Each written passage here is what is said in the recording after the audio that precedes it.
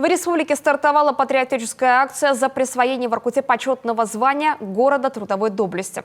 Депутаты Госсовета Коми уже собрали необходимые документы, чтобы заручиться поддержкой жителей региона. Парламентарии и общественность Воркуты решили собрать подписи в поддержку этой инициативы. В годы войны воркутенцы добыли почти 8 миллионов тонн высококачественного угля. Сотни передовиков ежедневно выполняли по 2-3 нормы. Только для блокадного Ленинграда железнодорожники Воркуты и Янты перевезли свыше 200 тысяч вагонов угля. Воркута 2 смены, работая в шахтах, и свои личные сбережения отправляла на фронт, чтобы покупали танки, самолеты, осажденный Ленинград и Донбасс.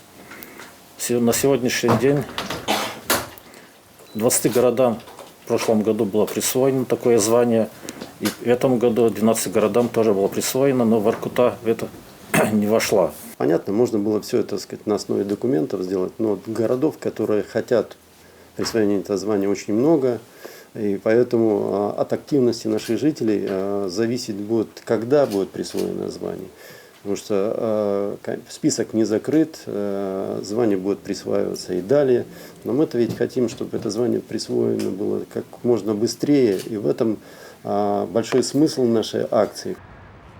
Акция пройдет во всех муниципалитетах Коми, подписи на улицах городов и сел будут собирать волонтеры.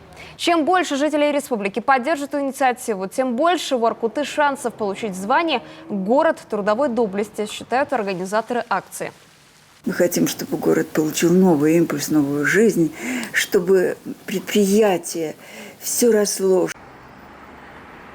Собранные подписи жителей республики вместе с пакетом документов организаторы акции направят в администрацию президента.